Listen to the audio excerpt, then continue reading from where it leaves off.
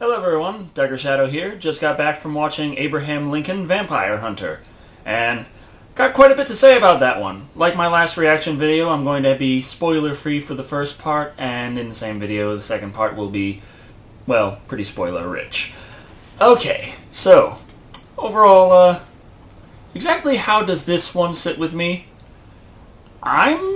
It's kind of what I expected, and I'm kind of surprised at the same time, if that makes any sense. You see, I didn't really know before I bought the ticket and before I decided even that, hey, this is what I'm going to be doing a reaction video for that week. I didn't know at the time that this was actually based on a book. Of course, I did know ahead of time that Abraham Lincoln was an actual person and stuff with the Civil War, but I'm not exactly a historian about it, so I don't know all the ins and outs. Now, I have no idea how well this adheres to the series of books which it is based upon, nor do I have any true knowledge of how it butchers actual history. So, all I could really do was look at this movie as what it is, just what it presents itself as, and how well it does so. And it does so pretty damn well. There are a few problems, I must admit. But I went into this and thinking, okay, Abraham Lincoln, Vampire Hunter. I'm expecting it to be stupid as hell, but really fun. It was really fun, but it's actually not that stupid. It has it has its tropes. It has things that obviously didn't happen in actual history that are put in there for the build-up of the action movie, as it were. It's a nice conglomeration of action and horror. The way it goes about with the backstory it gives for Abraham Lincoln is really... Why does everyone always have to start their cars when I'm doing a video? The backstory they give for Abraham Lincoln and how he gets into the vampire hunting business is pretty convincing, even though right away that suspension of disbelief is strained to the max in the first scene. I'll get to that in a bit of the spoiler section. The acting is great all around. Everyone is,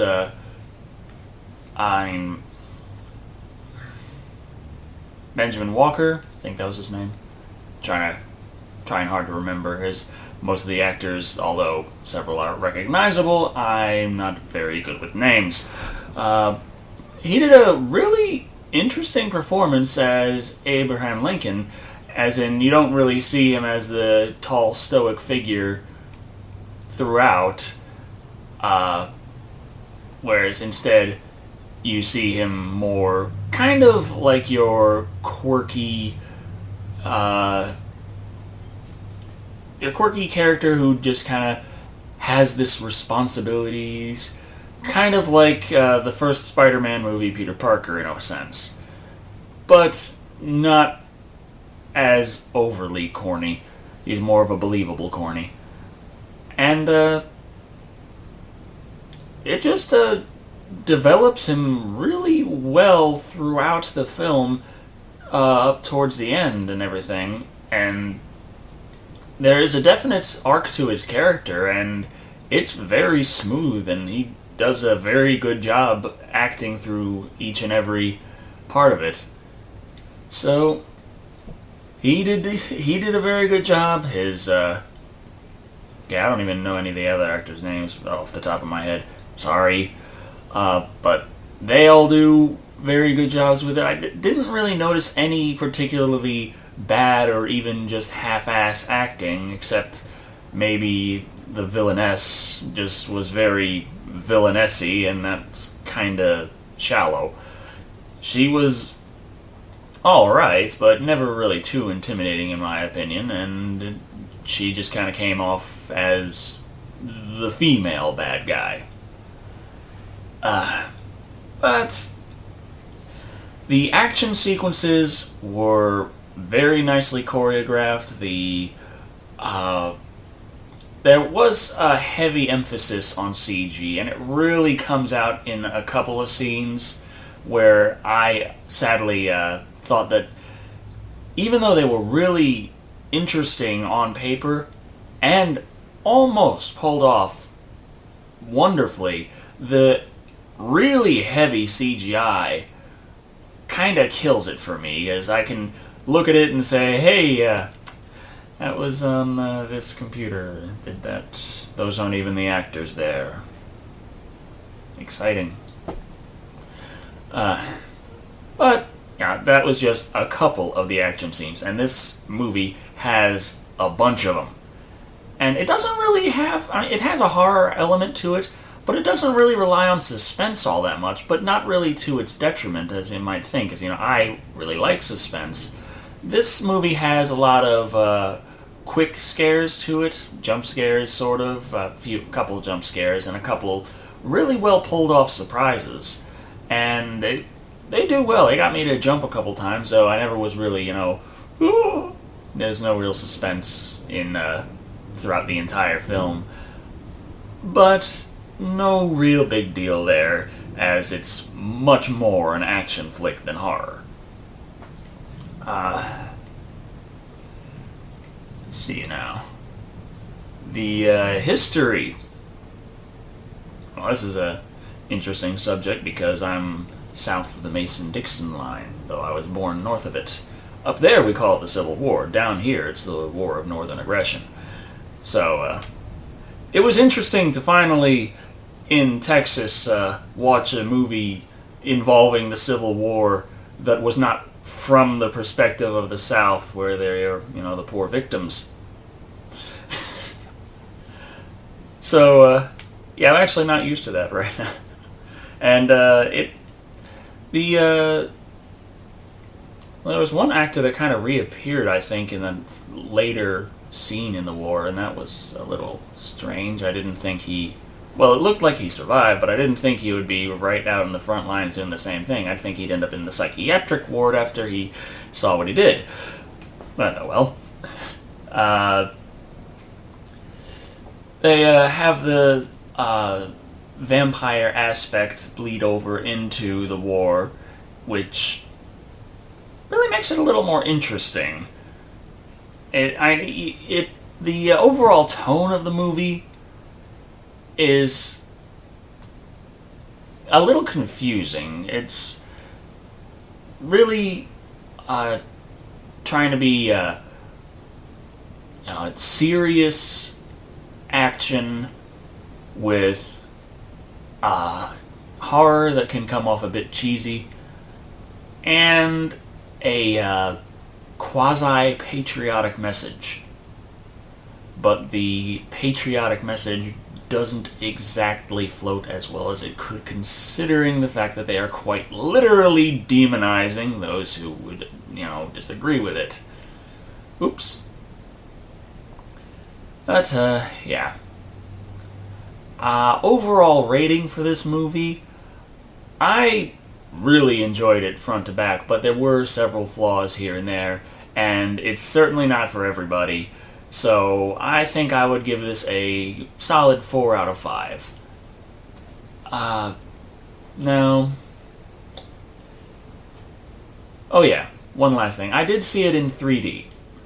And the 3D was very well pulled off considering the limited color palette, kind of like how Prometheus had really astonishing 3D with its limited palette.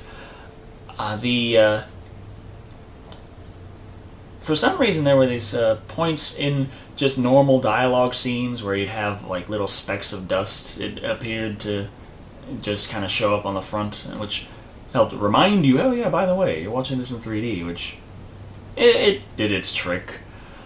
There were a couple of cheaper 3D effects with let's throw shit at the camera and woo! I personally don't like that. And there were like a few of them in this movie, and whenever they popped up, I was like, yeah, that's gonna look stupid in 2D, and it looks stupid now. But they were few and far between. Most of the 3D was honestly good. The characters, when they were just talking to each other, they never looked flat. They always had very good depth to them. The particles of dust helped bring out the depth of a room better, and generally, it just was a very good-looking 3D movie, spare a couple of scenes and certain aspects of the well-on-paper, not too well-executed action scenes being heavily obscured and hard to see in 3D, and I bet probably harder in 2D. So, yeah. Overall, I would recommend this movie to any fan of action who likes the more traditional, non-sparkly, demonic vampire, not the friendly vampire. Though they might get something out of this anyway. Okay, now, on to the spoilers! Alright, so, like I said, this movie is not really historically accurate in many ways. I mean, it starts off with Abraham as a little boy, and he's there, learning to chop wood with his axe, and people don't learn to use mufflers on their bikes. Well, he has a black friend. I don't know exactly how historically accurate that is, but what happens after, and that just kind of reeks of 21st century influence, not proper behavior of the times. Interestingly enough, for having so much emphasis on slavery, you don't hear the N-word fly once in this whole movie, even though it's rated R and they could have easily gotten away with that. And I didn't really think that mattered too much, as honestly I didn't even think about that until right now, as I was like, oh yeah. But yeah, I didn't even notice throughout the movie. It didn't, so I guess nothing was really missing there unless you... the slaves were kind of minor characters, so they were the food of the vampires in around the Act 2 and beyond. So that was kind of their thing, but they still were very much in the background, so you didn't see too much activity with them, and no one shot off an N-word, and really there were no real derogatory terms used towards them except right in the beginning when Abraham's black friend is being brutally beaten. And, yeah, for some reason, every other white person at the area is like, no, he should be free, this isn't right. I'm like, what the hell? People in this year would say that? No, they wouldn't. Some of them might think that, but you don't have one cruel slave master in a city of people who don't want slaves. That's not exactly how it worked back then. But what happens later in the film, yeah, very much obvious that that's not historically accurate. Let's just say he sticks around. His black friend sticks around through Abraham's presidency. I'm sure he made a lot of black friends during his presidency, but none that were walking around in the White House. That was probably still off limits.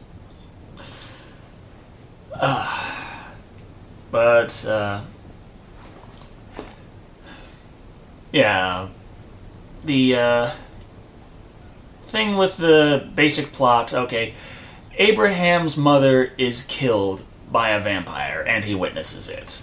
And that's probably enough to fuck up a kid for life. And so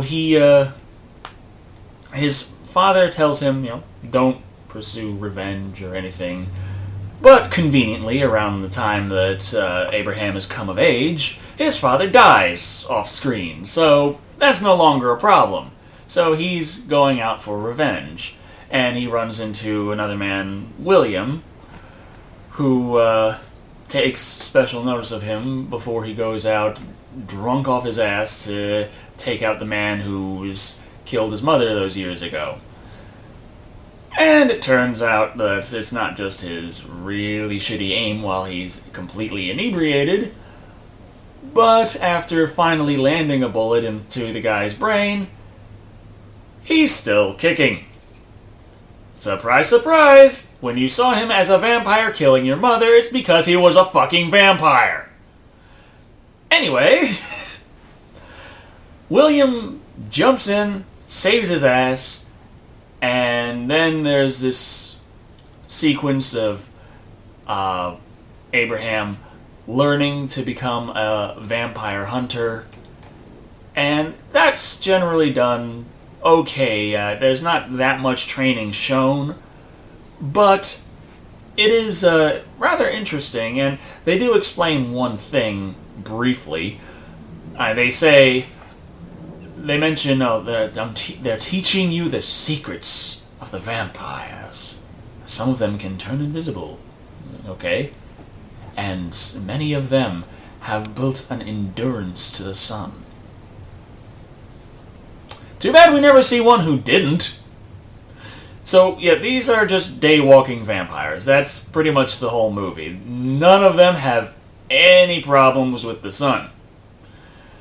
But they do briefly throw one line in there to give them an opt-out. And, well, generally, if they didn't, I don't think it would matter too much, because creative freedom would say that, if vampires can fucking sparkle and be your lover, then surely some can just walk around in the sun and still be killers.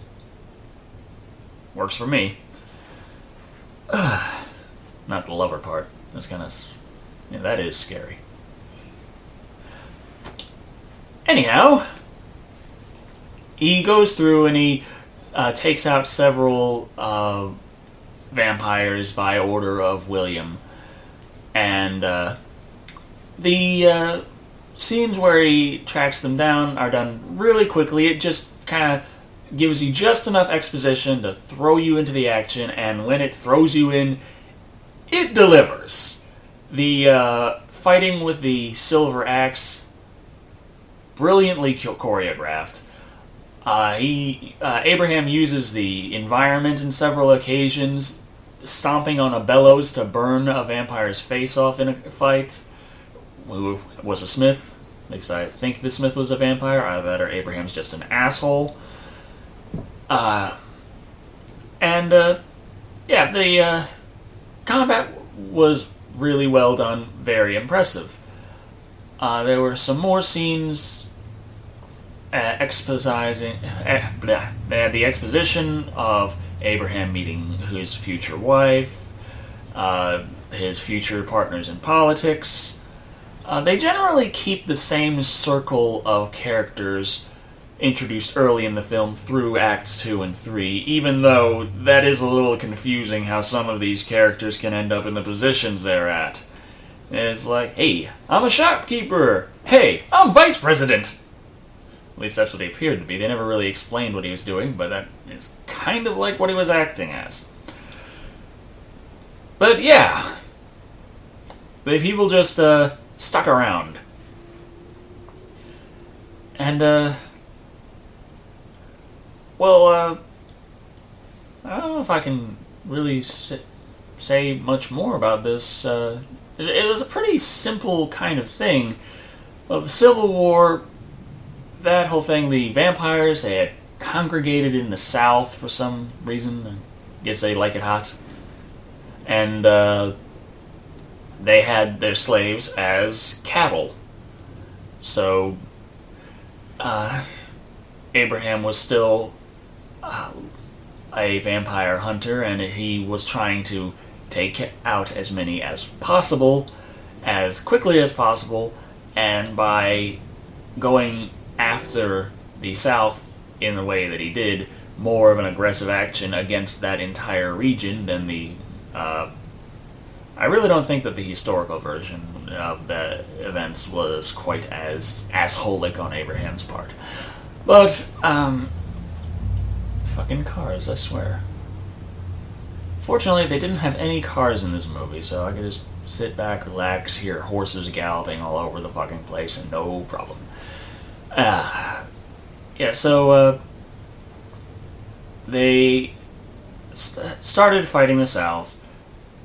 They were working on freeing the slaves, and the South was in cahoots. The Confederacy was in cahoots with the Vampire Society. So, since they were losing so many men, the vampires opted to have a few contingents of soldiers join them, which, of course, the lead weapons were doing jack all on, and they were going forth and slaughtering the northern troops. And there's this really convoluted ending. I don't want to give too much away about the ending, and it's both obvious and surprising, and it's done pretty effectively. And the fight scene there is all over the fucking place. A lot of it is really good. Some of it is heavily obscured by smoke and really hard to see. And the overall conclusion, it spouts out its patriotic messages, and I'm sitting there like, yes, I know I'm an American. Yep.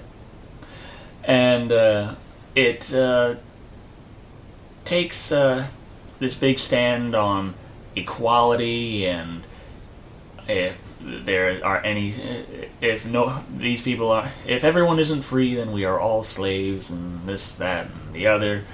It makes some poetic statements. Most of it is obscured by kung fu, and overall, that's not really what you remember about this film.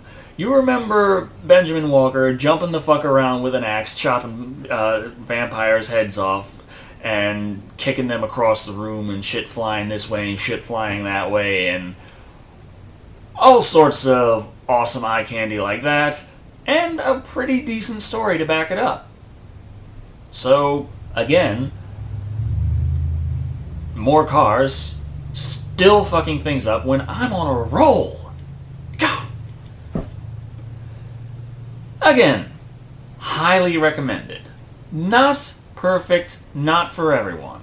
But if you like what you heard, chances are you're gonna like the film.